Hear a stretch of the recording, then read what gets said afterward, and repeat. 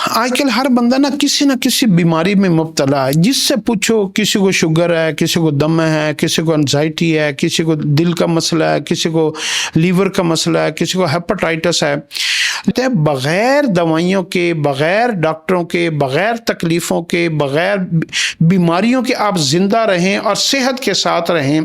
तो सुबह उठने के बाद या शाम में, सुबह शाम एक दुआ है चंद लफ्ज़ों की, आप अगर उसको पढ़ लेंगे ना तो आप बीमारी आपसे खुद दूर भागेगी।